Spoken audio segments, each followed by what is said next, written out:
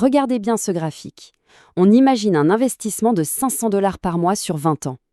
Avec un portefeuille à l'ancienne, on arrive à environ 250 000 $. C'est pas mal, d'accord? Mais avec le portefeuille moderne qu'on va voir, ce chiffre pourrait carrément grimper à 500 000 $. C'est le double, simplement en choisissant les bons fonds. La différence est énorme. Alors, c'était quoi ce fameux vieux modèle? Le portefeuille classique des années 90, il reposait sur 3 piliers, un FNB de base, souvent américain, un FNB international pour la diversification et un FNB d'obligation pour la sécurité.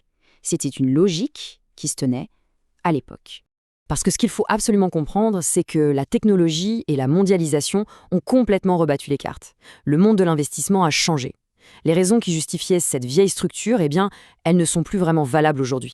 Bon, assez parlé du passé, plongeons dans le nouveau portefeuille. Et on va commencer par la base, le socle.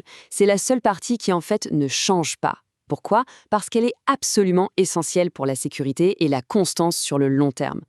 Le professeur J.E. utilise une analogie parfaite pour ça. C'est comme construire une maison. On peut avoir les meilleurs matériaux du monde. Si les fondations sont bancales, tout risque de s'effondrer. En investissement, c'est exactement, mais alors exactement la même chose.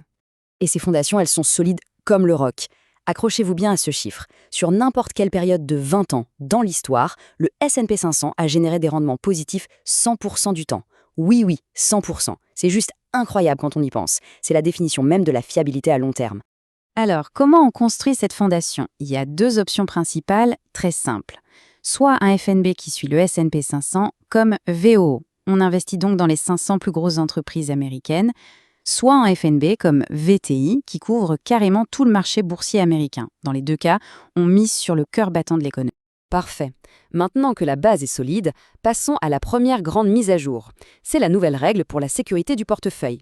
L'idée, c'est de remplacer les obligations qui sont devenues peu performantes par un actif qui offre non seulement de la sécurité, mais aussi de la croissance.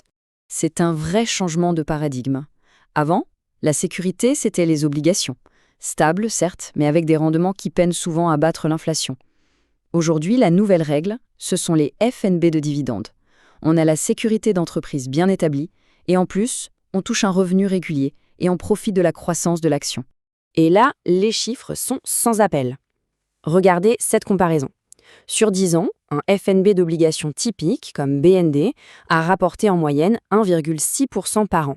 De l'autre côté, un FNB de dividendes de qualité, comme SCHD, c'est 11,5%.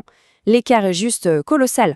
Mais alors, qu'est-ce qui rend un EFNB comme SCHD si intéressant? D'abord, il détient des entreprises solides dont on a toujours besoin, comme Coca-Cola ou Home Depot. Ensuite, il verse un dividende sympa, autour de 3,5%, ce qui crée un revenu passif. Ça permet aussi de diversifier son portefeuille, souvent très chargé en technologie. Et cerise sur le gâteau, ce dividende a tendance à augmenter chaque année. On passe maintenant à la deuxième grande mise à jour, la nouvelle règle pour la croissance. On va voir pourquoi l'idée d'investir à l'international est un peu dépassée et pourquoi la croissance est son remplaçant logique aujourd'hui. Autrefois, pour la croissance, on se tournait vers les FNB internationaux. Le monde était moins connecté, donc aller chercher de la performance sur les marchés étrangers avait du sens. Mais aujourd'hui, la donne a changé. Les plus grandes entreprises américaines sont devenues des monstres mondiaux. Ce sont elles, les véritables moteurs de la croissance planétaire. La nouvelle règle, c'est donc de se concentrer sur les FNB de croissance. Et encore une fois, la performance parle d'elle-même et de manière éclatante. Un FNB international comme VXUS, sur 10 ans, c'est un rendement annuel moyen de 4,6%. En face, un FNB de croissance comme QQQM, c'est 18,36%. Il n'y a même pas de débat, l'écart est abyssal. Et pourquoi ça marche si bien aujourd'hui? C'est simple, ces FNB de croissance détiennent les entreprises les plus innovantes du monde. Microsoft, Apple, Nvidia, pour ne citer qu'elles. Ils permettent de profiter à plein des grandes tendances comme l'intelligence artificielle ou les semi-conducteurs. Et le point clé, c'est que ces entreprises ne sont plus seulement américaines, elles sont mondiales. Bon, on a toutes les pièces du puzzle, il est temps de tout assembler. Voici donc la stratégie de portefeuille moderne qui se résume en fait à 3 règles très simples à suivre. Alors, quelles sont ces règles? La première, la simplicité. Pas besoin de se compliquer la vie, un seul FNB par catégorie, ça suffit. La deuxième, connaître son objectif. C'est le pourquoi qui va déterminer comment répartir son argent. Et la troisième, la plus importante de toutes, être constant.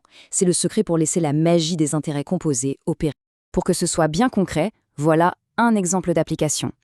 C'est l'approche personnelle du professeur J, une approche très équilibrée. Un tiers, un tiers, un tiers. Un tiers pour la fondation, avec VOO, un tiers pour la sécurité et les dividendes, avec SCHD, et un tiers pour la croissance pure, avec QQQM. C'est simple, c'est clair, c'est efficace. Mais, et ça c'est vraiment un point crucial, attention, ce n'est pas une formule magique à appliquer sans réfléchir, cette répartition elle peut et elle doit être adaptée. Adaptée à son âge, bien sûr, et aussi à sa tolérance au risque. C'est personnel. Et pour terminer, il faut se souvenir de la finalité de tout ça. Le but, ce n'est pas juste d'accumuler de l'argent pour le plaisir d'en avoir. Le véritable objectif, le Graal, c'est la liberté de temps.